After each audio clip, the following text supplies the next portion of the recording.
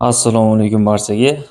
Demak, Savchenko masalalar kitobi 1.1.19 hamda 1.1.20 masalalarning yechimini ko'rib o'tishimiz kerak bo'ladi. 1.1.19 masalada, demak, o'zaro alfa burchak tashkil qiluvchi ikki devor. Demak, mana bu va mana bu ikkita devor o'zaro alfa burchak tashkil qilgan. Shu devor orasidagi sharcha, demak, mana bu yerdan sharcha uchib kelyapti. Uchib kelayotgan sharcha ikkala devorga elastik urilib qaytgach, ya'ni birinchi devorga elastik urilyapti hamda ikkinchi devorga ham elastik urilib qaytgach, uning tezlik vektori yo'nalishi qanday burchakka o'zgaradi? Alfa teng pi taqsim 2 bo'lgan holatda sharcha qanday yo'nalishda qaytadi? Shar doimo devorlarga perpendikulyar bo'lgan tekislikda harakatlanadi deb qaralsin. Sharning har bir devorga urilish va qaytish burchaklari o'zaro teng. Demak, urilish va qaytish burchaklari teng degani devor mutlaq silliq degani. Demak, devorlar silliq ekan. Xullas, mana bu yer alfa burchak, mana bu yerdan sharcha uchib kelyapti. Uchib kelayotgan sharcha birinchi devorga urilyapti va bu devordan elastik qaytyapti hamda ikkinchi devorga ham urilib, ikkinchi devordan ham elastik qaytyapti. Qaytgach sharchaning yo'nalishi qanchaga o'zgargan deyapti. Sharning yo'nalishi qanday o'zgargan? Ya'ni mana bu devor bo'lmaganda bu tomonga ketardi, to'g'rimi? Devorlarga urilib bu tomonga ketib qoldi. Yo'nalish o'zgardi. Qanchaga o'zgardi? Demak, dastlab bu tomonga ketayotgan edi, keyin qaysi tomonga ketdi? Keyin bu tomonga ketdi. Demak, bizga qaysi burchak kerak? Bizga mana bu burchak kerak. Birinchi bu tomonga ketayotgan edi, keyin bu tomonga ketib qoldi. Ya'ni yo'nalish mana bunaqa o'zgarib ketdi. Bizga mana shu burchak kerak bo'ladi. Buni x burchak deb olamiz. Endi xo'p, faraz qilaylik, demak, mana bu perpendikulyar. Ya'ni mana bu devorga o'tkazilgan perpendikulyar.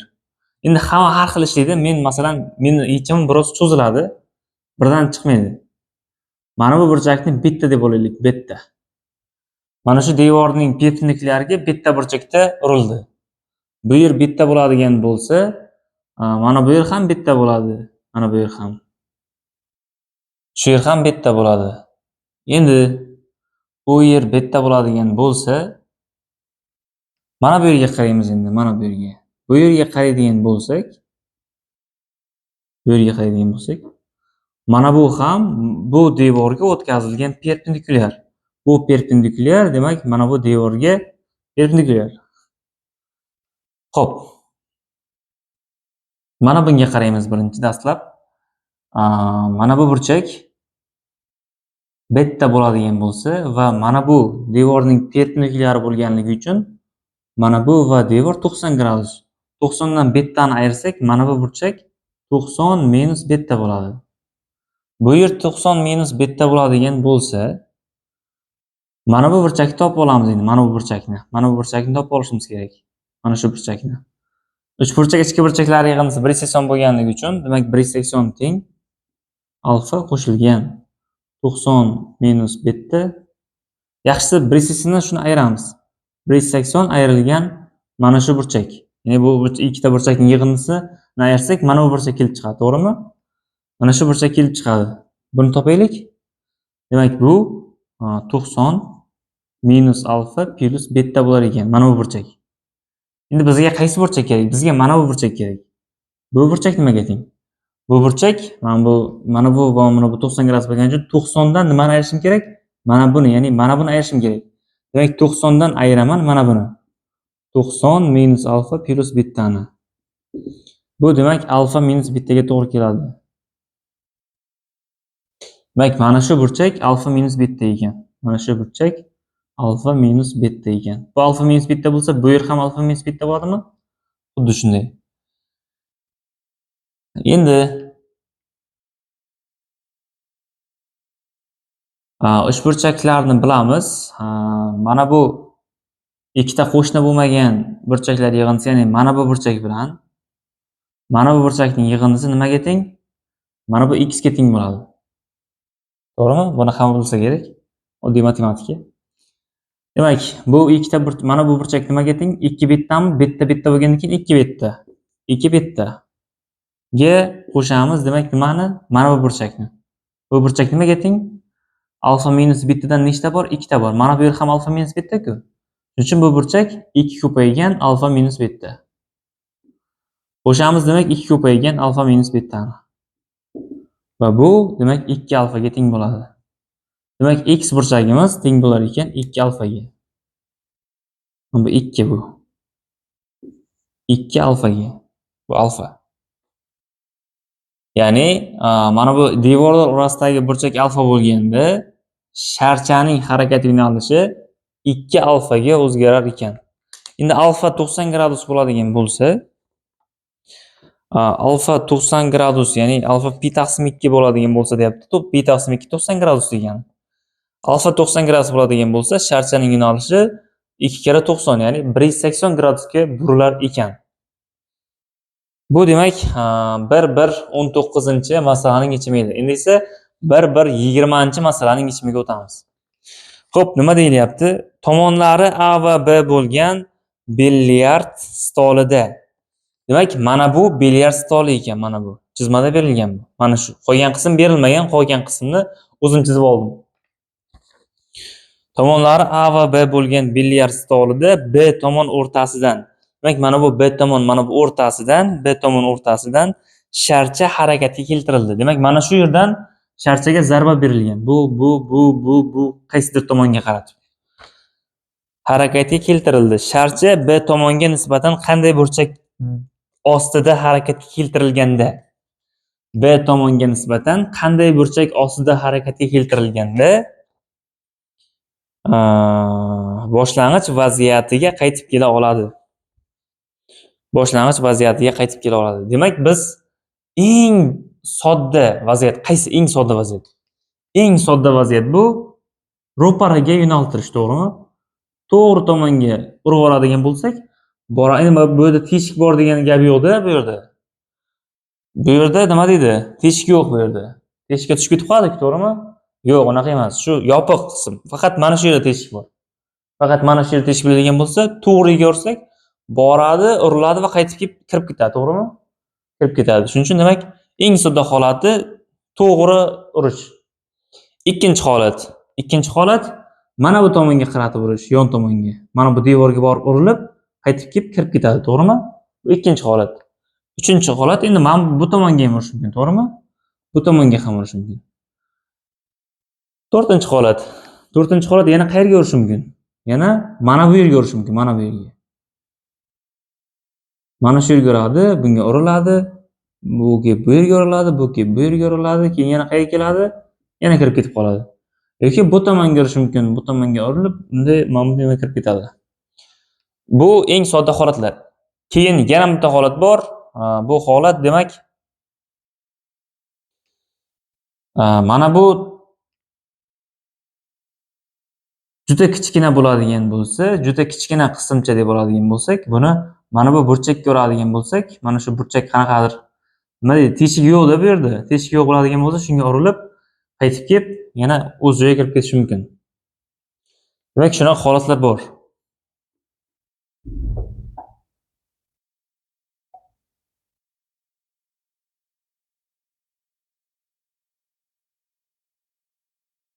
Endi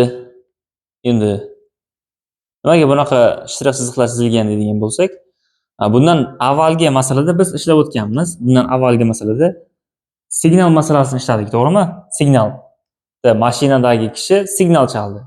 Chalgan signali, demak, mana bunaqa masala edi.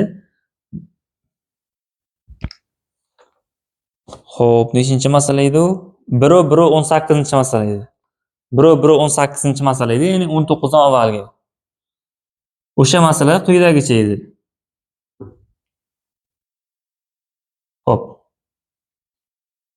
Mana bu yerda, demak, mana shu yerda vaqti signal chalgan edi taksi ham mashina xullas. Mashina signal chalgan edi. Signal chalgandan keyin mashina mana bu yerga kelguncha aks sadosini eshitgan edi, to'g'rimi? O'shangacha qancha masofaga bor degan savol edi. O'sha yerda biz nima qildik? Bu yerdan chiqarilgan to'lqin fronti, demak, sfera shaklida urildi dedik. Mana bu xullas chizma chizdik keyin, to'g'rimi? Chizmasi mana bunaqa ko'rinishda edi. Hozir mana bu yoqqa chizish kerak ekan.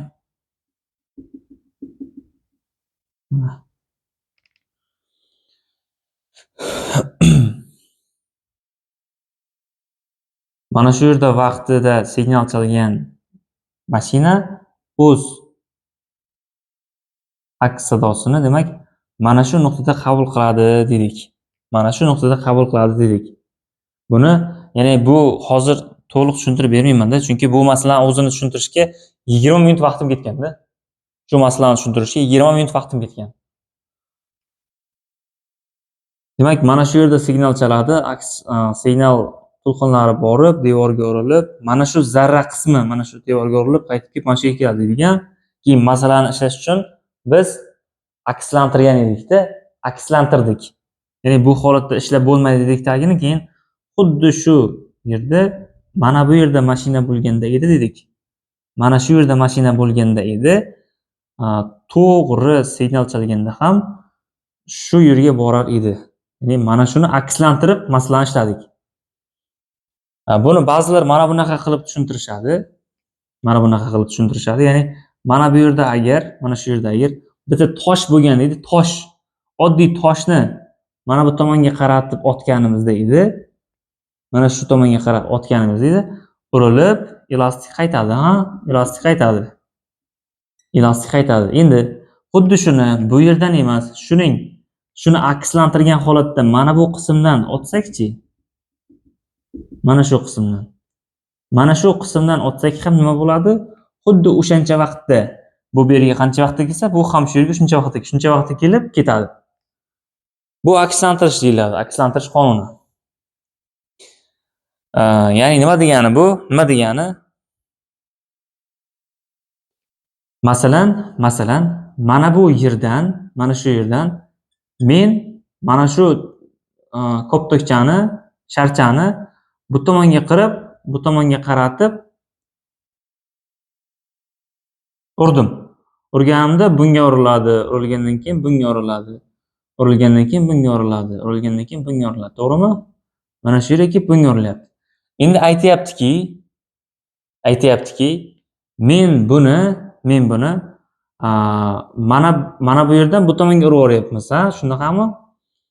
Boshqa joydan ursam ham xuddi shu yerga keladi-ku degan ma'noda aytilyapti. Masalan, qayerdan masalan? Buni shunday davom ettiramiz. Davom ettirganimizda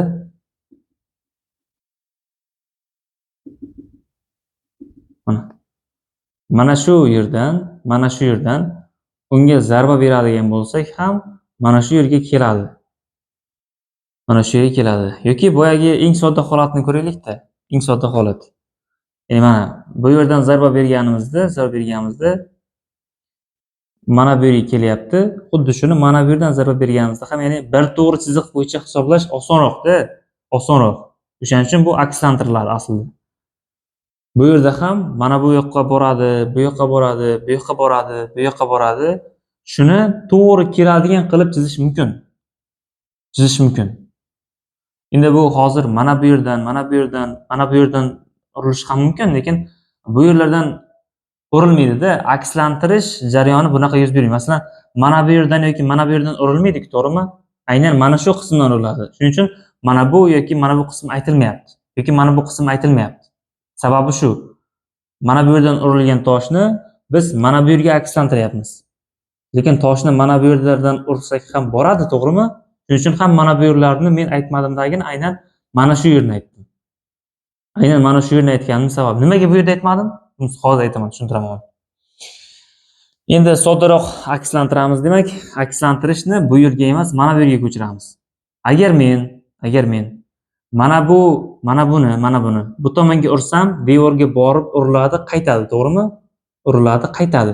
Men shuni tinchgina mana bu yerdan urib o'rsam ham bir to'g'ri chiziq bo'yicha keladi, to'g'rimi? Bu eng oson holati-da.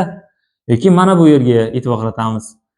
Mana bu tomonga qarab ursak ham devorga mana bu yerga borib urilib qaytib keladi, to'g'rimi? Agar shuni men mana bu yerdan ursamchi, ya'ni borib qaytib kelishi, ya'ni qanaqadir a ga teng, to'g'rimi? Uzunlik a deydigan bo'lsak, bu ham a. Ikkalasi bir xil narsa. Bu akslantirish. Ya'ni mana bu nuqta buning nimasi? Oynasi, akslantirilgan holati. Bu yerda ham mana bu teshik mana bu yerga nisbatan nima qilinyapti? Akslantirilyapti. Mana bu teshikchi mana bu yerga nisbatan nima qilinyapti? Akslantirilyapti. Endi nimaga bu yer bo'lmadi? Bu yer qayerga nisbatan akslantiriladi? Masalan, mana bu nuqta bo'ladi. Nima uchun? Chunki bu mana bu yerga nisbatan akslantiriladi, mana bunaqa. Shunaqa akslantiriladi. Yoki mana bu yer bo'ladi. Bu yer mana bu yerga nisbatan akslantiriladi. Xo'p. Endi mana bu yer ham bo'ladi. Chunki mana haqiqatan ham nima bo'ladi? Mana bu yerga nisbatan akslantirish mumkin-da, yoki bu yerdan ham cheksiz davom etib ketaveradi mana shunaqa nuqtalar. Lekin mana bu yer bo'lmasligini tushuntirib o'tdim-a, demak, bu yer ham bo'lmas ekan-a, demak, to'g'rimi? Bu yer nimaga nisbatan akslanadi? Bu yer hech qayerga nisbatan akslanmaydi-da, axir, to'g'rimi? To'g'ri, mana shu chiziqdan turib otib olsak, shu yerga to'g'ri kelyapti-ku. Lekin do'stlar, tushuntirib o'tyapman, qayta-qayta tushuntiryapman shuni. Mana buni, demak, akslantirdim. Mana bu yerlardan otsam ham shu yerga boradi, lekin mana buni akslangani bu nuqta. Shuning uchun buni akslangani bu nuqta bo'lishga majbur bo'lib qolyapti hozir. Xuddi shunday, demak, bizga mana buning akslangani mana bu nuqta bo'ladi. Buning akslangani bu nuqta bo'ladi. Endi xuddi shunday, faqat bu tomon emas, to'g'rimi? Bu tomon ham bo'ladi. Mana bu. Xo'p. Buning akslangani bu nuqta, buniki bu nuqta. Buniki bu nuqta, buniki bu nuqta bo'ladi. Endi mana shuni formula shakliga keltiradigan bo'lsak, buni tangens alfadan foydalanamiz, o'rtoqlar. Tangens alfa teng deymiz. Masalan, mana bu burchakni qaraydigan bo'lsak, hozir mana bu stirlikani o'chirib turamiz, bizga kerak emas chunki. Mana bular ham biz kerak emas, endi o'chirib o'tirmaymiz. Mana bu yerni alfa deydigan bo'lsak, mana shu uchburchakni qaraymiz, mana shu uchburchakni. Mana shu uchburchakni qaraydigan bo'lsak, tangens alfa qarshisidagi katet. Mana bu ikkita katak. Bitta katak a edi, demak bu a 2a. 2a taqsim nima? Mana bu uzunlik nima? Mana bu b bo'lganligi uchun mana bu ham b, mana bu ham b, demak 2b. 2a taqsim 2b deyishimiz mumkin. Bundan tashqari, demak, mana bu yer ham bo'lar edi, to'g'rimi? Demak, bu yerdan ham o'tkazamiz mana chiziq. Bu yerga ham tangens alfani qo'yadigan bo'lsak, qarshisidagi 2a, bu esa b. Demak, tangens alfaga 2a taqsim b deyishimiz ham mumkin. Bundan tashqari, mana buni ham, ya'ni mana bu nuqtaga nisbatan uchburchak hosil qilishimiz ham mumkin.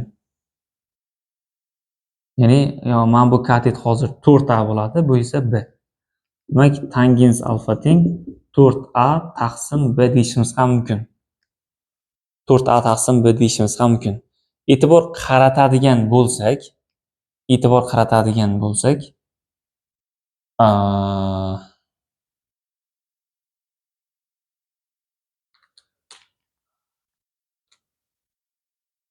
xo'p, hozir mana bu uchburchakni nimaga olmadik? Mana bu uchburchakni. To'pni mana bu yerga ursak ham, mana bunday kelib urilib kelardi, to'g'rimi? To'g'ri, shunaqa bo'ladi. Haqiqatan ham mana shu yerni ko'zlatsak ham, mana bu uchburchakni nimaga olmayapmiz? Olish mumkin. Xo'p, olamiz, mayli. Tangens alfa teng qarshisidagi katet a taqsim 2, bu ham b taqsim 2.